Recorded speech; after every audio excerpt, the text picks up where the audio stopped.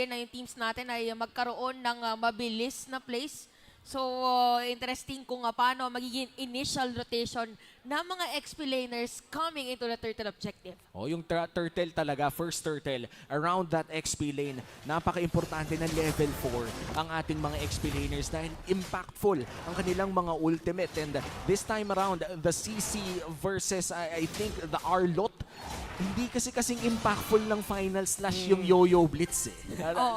Just comparing, no?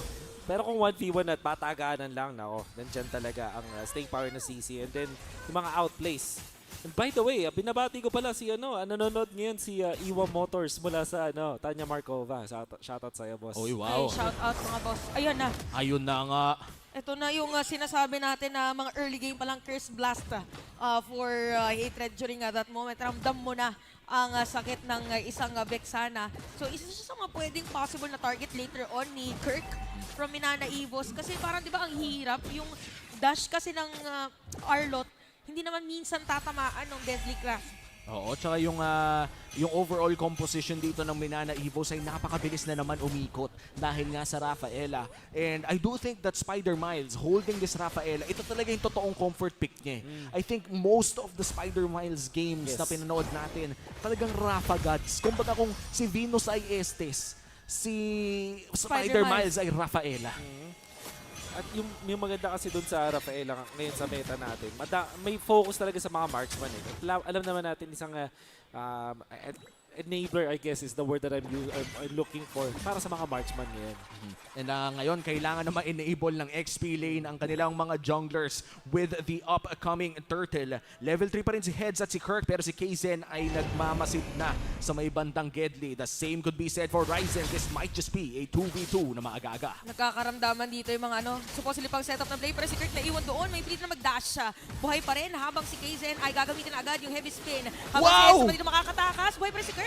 Pero nga lang tinamaan doon ng ultimate, pero yung damage ay not pa enough para makasecure ng kill against them at pwedeng dumiretso ngayon sa turtle objective dahil nga naman yung ultimate ni Kaizen ay nagamit na. Yep. The fact na may sustain nga kasi dito sila Heads, kaya pa nila bumalik dun sa may door. Look at that poke coming out from Hatred.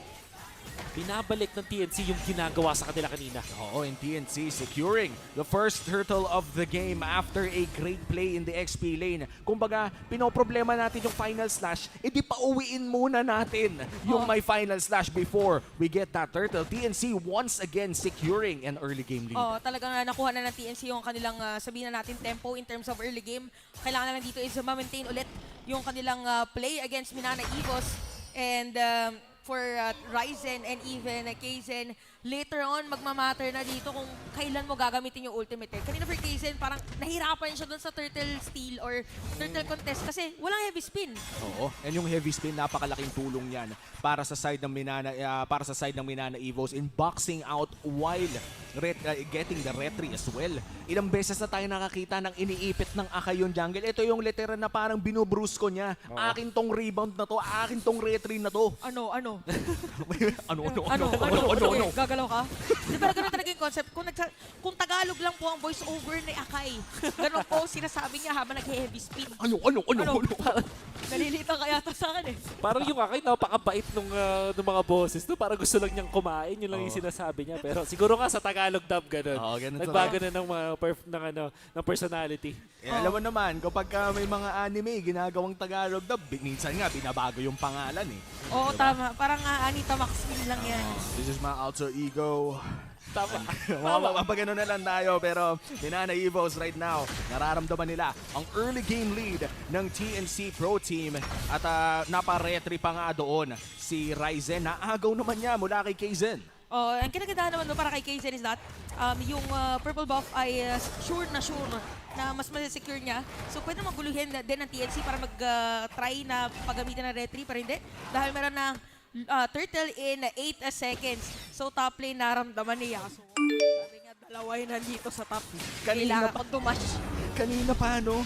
Kanina pa talaga binibigyan si Yasuo sa top at heads. Kaizen, nako! Eto, ginamit na rin ang Vengeance spell, pero nga lang, First Blood mo pa rin kay Kirk, pero tatong players ng TNC nandito sa may bottom lane, dumaan na rin si Lancy, Kaizen dito, ay, mabibigyan pa nga, yata nagkaroon ng shield, pero nagamit rin, Wow! Buhay mo rin! Oh, no! Sabi ng Evos, and Hatred is gonna be down, makamabaliktad pa nga yata si Kirk, makakasalubong doon, merong shield, yung Minayon. Oo. Minayon. Malaking Minayon. Yung malaking minayon, pero nandito na rin sa baba sa 2v1 Kirk and Nomad at killing spree pa nga ang Game 1 MVP. Saktong-sakto yung dating ni Spider Milestone. Oh, naramdaman niya eh. Yung spider senses niya, biglang na-activate yung moment na yan. Kaya naman Minana Evos ang makakasecure ng turtle. Just the right amount of sustain mula doon kay Spider Miles, pati na rin yung pag-out ni Kaizen. May extra shields din kasi bawat galaw mo as the Akai. Kaya naman kinapos ng damage at na-expose yung backlines ng TNC. Yung front to back nila, kailangan nilang i-take advantage at si Kaizen, grabe, nagpaikot agad. Grabe yun! Wala nang nagawa pa pero mukhang may gante ang TNC. Naramdaman nila, si Hatred dito hinahabol si Kirk. Sinoma din na doon sa may ng Getty. Pero si Kirk, nakita natin ito kanina, magkakaroon ng final slash. Pero shutdown na para ito kay Hatred habang si Kaizen. Unti-unting hinahabol dito ni Nomad at ni Ryzen. Pero mukhang makakatakas pa rin kasi kulang sa burst. Hindi yata binigyan. So kung napakakunat, pero sabi ni Hatred, I have the burst. Gitnang-gitna pa talaga yung Appraiser's Wrath and now Minana Evos. Mukhang napasobra lang ng slight ng pagstay doon sa baba. Yeah, definitely an overextension mula dun sa Minana Evos. Nakakuha sila ng isang kill kay Heads na 2 beses na napatumba. Kaso, 2 kills din yung kanilang naibigay at death pa yon kay Kaizen.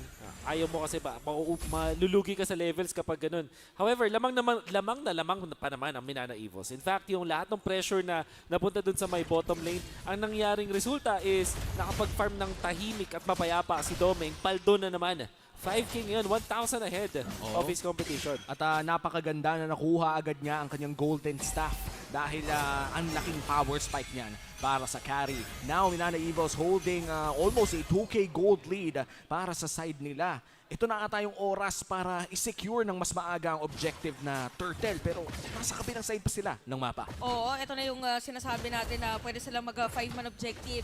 Ika nga para dito sa ating players ng Minana Evos. Na for TNC, maganda rin yung line. Alam mo yung offensive na more on offense-centric rather na type of hero composition.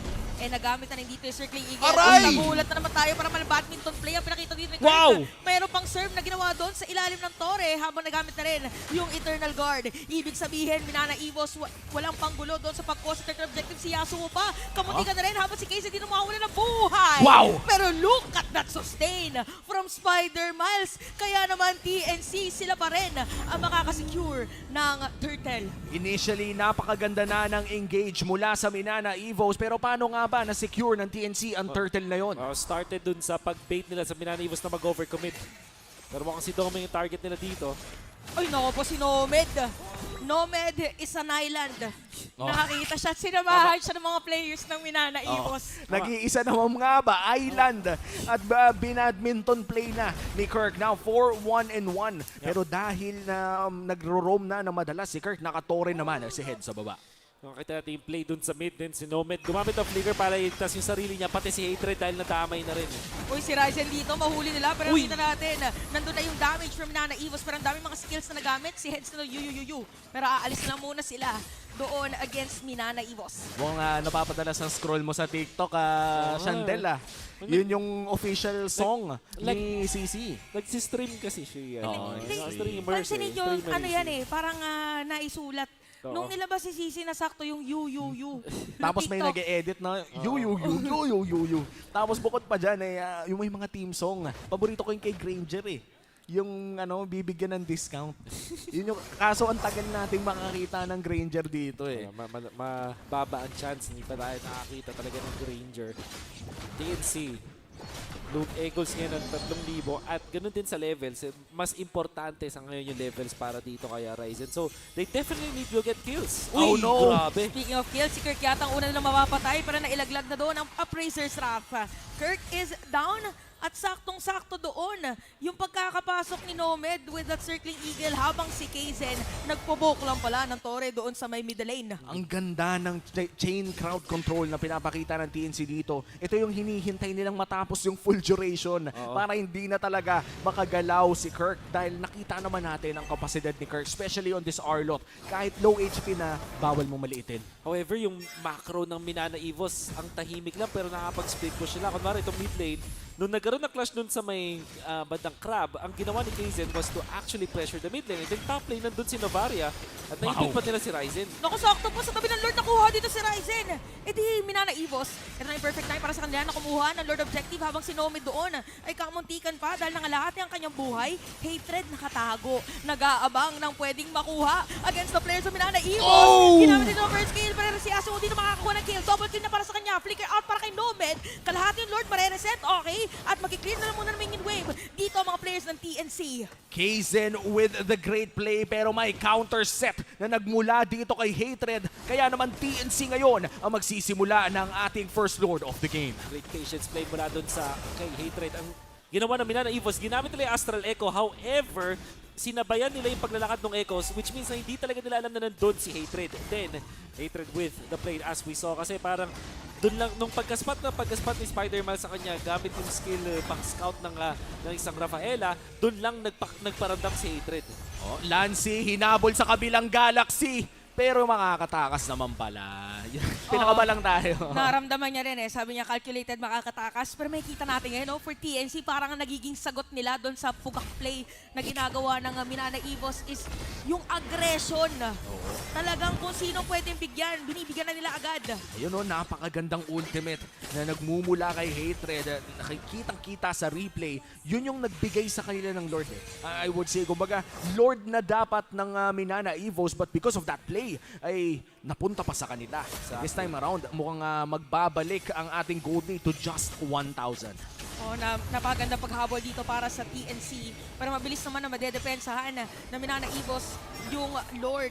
Pero yung timing dito ng skills pala, yung talagang kita-kita natin na nag-e-excel for TNC na kailangan naman ma-counter ng Minana Evos coming to this game. Ginamit na ang Astral Echo. So marireveal ko nasaan si Yasuo. Tatabahan pa doon ng Astral Recall. Kaya naman aalis mga players ng TNC. Tapos si Heads nandun sa may top lane. Sisira pala ng Torre. At napakabilis din mag-push niyang CC kasi pwede yung yo-yo blitz sa Torre kapag mag-isa. Yes, Pero pag may tumabing hero doon, lilipat yung yo-yo. Mabilis na din. Nakakairitang mag-push pag yun. Pero pag mag-isa, wala talagang counter. And look at this. The damage dealt coming in from Hatred Wolf.